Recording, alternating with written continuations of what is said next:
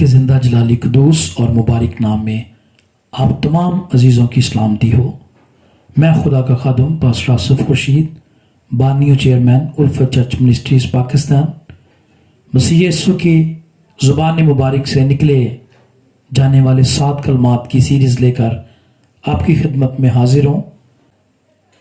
पहला कलमा जो यीशु मसीह की ज़ुबान अक़दस से निकला, लूका की इंजील 23वां बाब 34 आयत। कलाम अक़दस में लिखा है, यीशु ने कहा, ऐ बाप, इनको माफ़ कर, क्योंकि ये जानते नहीं कि क्या करते हैं। अजीज़ों, पहले कलमे की जब हम बात करते हैं तो इस कलमे को मुआफ़ी का कलमा भी कहा गया है। 7 सलीबी कलमात को अगर देखें तो इनमें से पहले 3 कलमात का ताल्लुक यीशु मसीह की ज़ात से नहीं है। जैसे ऐ बाप, इनको माफ़ कर, तू आज ही मेरे साथ फिरदौस में होगा। ऐ औरत, देख तेरा बेटा ये है। इसके बाद जब हम अगले 4 कलमात देखते हैं तो चारों का ताल्लुक डायरेक्ट या बराह रास्त यीशु मसीह की ज़ात अक़दस से है। जैसे, ऐ बाप, तूने मुझे क्यों छोड़ दिया? मैं प्यासा हूँ, तमाम हुआ, मैं अपनी रूह तेरे हाथों में सौंपता हूँ।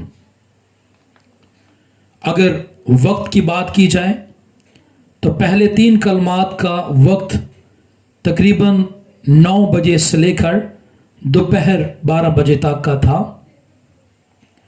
और बाकी 4 कलमात का वक्त तकरीबन दोपहर 12 बजे से लेकर 3 बजे तक का था।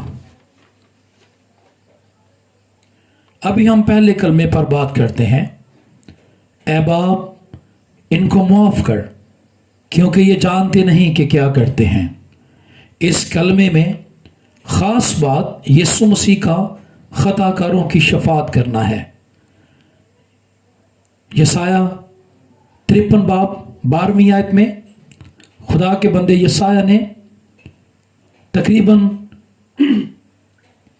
700 कबल मसीह रूहुल कुद्स की हदायत के मुताबिक अपने सहीफे में लिखा और वो खताकारों के साथ शुमार किया गया, तो भी उसने बहुतों के गुनाह उठा लिए और खताकारों की शफात की।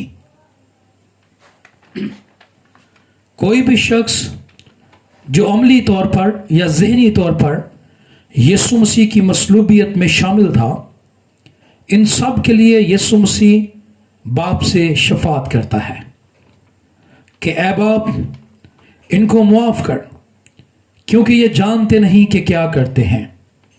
और यसाया ही के सहीफा उसके 43वें बाब की 25वीं आयत में लिखा है, मैं ही वो हूँ जो अपने नाम की खातिर तेरे गुनाहों को मिटाता हूँ और मैं तेरी खताओं को याद नहीं रखूँगा।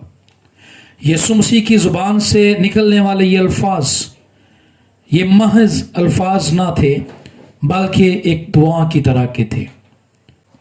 और यही वो हमें भी सिखाता है कि अपने दुश्मनों से मोहब्बत करो।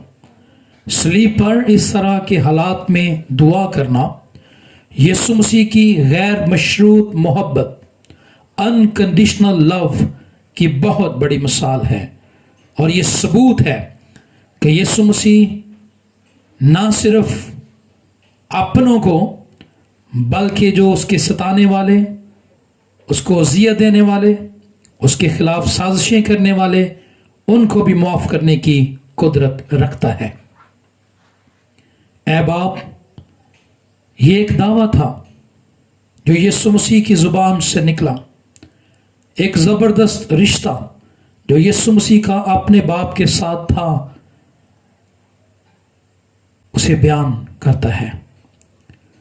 ये लोग खुदा के बेटे को मसलूब कर रहे हैं, لیکن ان کو ان کے گناہ کی سنگینی کا علم نہیں کہ وہ کیا کر رہے ہیں۔ اور ایک اور بات، یسوع مسیح نے اپنے دیے گئے پہاڑی واز کے اندر متی کی انجیل 5ویں باب میں یہ واضح طور پر فرمایا کہ اپنے ستانے والوں کے لیے دعا کرو۔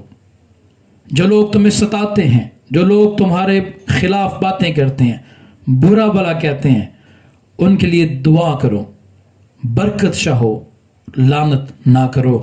یہاں سے یہ بھی بات ثابت ہو رہی ہے کہ ہمارا یسوع مسیح صلیب کے اوپر صرف لفظی طور پر نہیں بلکہ عملی طور پر بھی اس بات کی گواہی دے رہا ہے کہ وہ ایک زبردست قسم کا یسوع ہے جو نہ صرف بات کرتا ہے بلکہ اس بات کو پورا کرنے کے لیے عملی طور پر اس بات کو عملی جامہ بھی پہناتا ہے۔ آئیے آگے بڑھتے ہیں اور جانتے ہیں کہ یسوع مسیح نے یہ دعا کن کن لوگوں کے لیے کی۔ نمبر 1، رومن فوج، کیونکہ رومن فوج یہ بالکل نہیں جانتی تھی کہ کیا کر رہی ہے۔ جس آدمی کو یہ مصلوب کر رہے تھے وہ نہیں جانتے تھے کہ یہ خدا کا بیٹا ہے یا یسوع مسیح ہے یا بادشاہوں کا بادشاہ ہے۔ یسوع کی شخصیت سے یہ لوگ ناواقف تھے، اور رومی فوج کا ہر روز کا کام تھا کہ لوگوں کو صلیب دینا۔ پیلاطس یہ تو جانتا تھا کہ یہ ایک راست باز شخص ہے اور بے گناہ شخص ہے، یہ مسیح اور خدا کو نہ جانتا تھا۔ عام لوگ یا اسرائیلی لوگ یہ جانتے تھے کہ مسیح کون ہے اور خدا کون ہے، لیکن یہ یسوع کو مسیح نہیں مانتے تھے۔ انہوں نے یسوع مسیح کے معجزوں کو، نشانات کو رد کر دیا جو یسوع نے ان میں رہ کر دکھائے تھے، اور یسوع مسیح پر ایمان نہ لائے۔ انہوں نے یسوع کی قدرت اور معجزوں کو اور تعلیمات کو رد کر دیا۔ تیسری کیٹیگری کے لوگ، سردار قائم اور باقی سردار، یہ سمجھتے تھے کہ یسوع مسیح ان کی پوزیشن یا سیٹ یا رتبے کے لیے ایک خطرہ ہے۔ انہوں نے بھی یسوع کو رد کر دیا، بلکہ لوگوں کو بھی ابھارا کہ یسوع مسیح کو رد کر دیا جائے۔ یہ اچھے چرواہے بننے کی بجائے پھاڑنے والے بھیڑیے بن گئے۔ یہ اس وقت کے مذہبی لوگ تھے جن پر لوگ یقین کرتے تھے۔ انہوں نے لوگوں کو مجبور کیا کہ وہ یسوع مسیح کو قبول نہ کریں۔ اپنے اختیار، شہرت، سٹیٹس اور پوزیشن کو بچانے کے لیے یسوع کی مخالفت کرنے لگے۔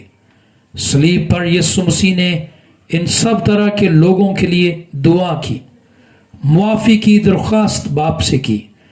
یسوع مسیح کی معافی سب لوگوں کے لیے میسر ہے۔ یسوع مسیح کی رحمت کی کوئی انتہا نہیں ہے۔ اس کا رزلٹ ہمیں فوری ملتا ہے۔ ڈاکو نے صلیب پہ نجات پائی ایمان کے وسیلے، صوبے دار نے نجات پائی جو رومن فوج میں سے تھا۔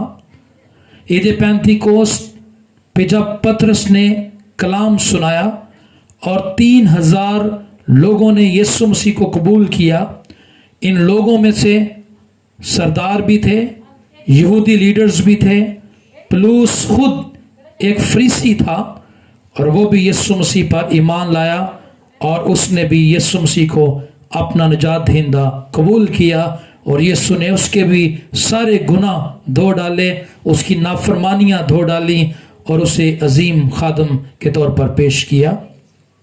یہ کلمہ ہمیں سکھاتا ہے کہ ہم نے اپنے دشمنوں کے لیے دعا کرنی ہے۔ یسوع نے کہا اپنے دشمنوں کے لیے اور ستانے والوں کے لیے دعا کیا کرو۔ صرف مسیح لوگ ہی ہیں جو اپنے دشمنوں کے لیے دعا کرتے ہیں اور معاف بھی کرتے ہیں۔ یہی مسیح کے پیروکار ہونے کی نشانی ہے۔ اس کے بعد ہم دیکھتے ہیں کہ کہ یسوع مسیح گناہوں کی معافی یا یسوع مسیح کو گناہوں کی معافی دینے کا اختیار بھی ہے۔ اس نے صلیب پر ڈاکو کے گناہ معاف کر کے یہ ثابت کیا کہ وہ اس طرح کے گناہ گاروں کو بھی معاف کرنے کی قدرت رکھتا ہے جس کے گناہ کتنے ہی سنگین کیوں نہ ہو، یسوع سے معاف کر سکتا ہے۔ چارلس اسپرجن جو خدا کے عظیم خادم گزرے ہیں، انہوں نے اپنی کتاب میں لکھا کہ گناہ چاہے کس قسم کا بھی ہو، خدا اسے معاف کرنے کی کوئی نہ کوئی وجہ ڈھونڈ ہی لیتا ہے اگر آپ اس سے معافی مانگیں، اور یسوع آج بھی ہماری شفاعت کرتا ہے۔ رومیو 8:34 کے مطابق کلام اقدس میں لکھا ہے، کون ہے جو مجرم ٹھہرائے گا؟ مسیح یسوع وہ ہے جو مر گیا بلکہ مردوں میں سے جی بھی اٹھا اور خدا کی دہنی طرف ہے اور ہماری شفاعت بھی کرتا ہے۔ میرے عزیزو، یسوع مسیح آج بھی گناہ گار انسان کی شفاعت کرتا ہے۔ میری دعا ہے کہ خدا آپ سب کو اور مجھے بھی یسوع مسیح کی طرح اپنے دشمنوں کو معاف کرنے اور ستانے والوں کے لیے دعا کرنے کی توفیق بخشے۔ آمین۔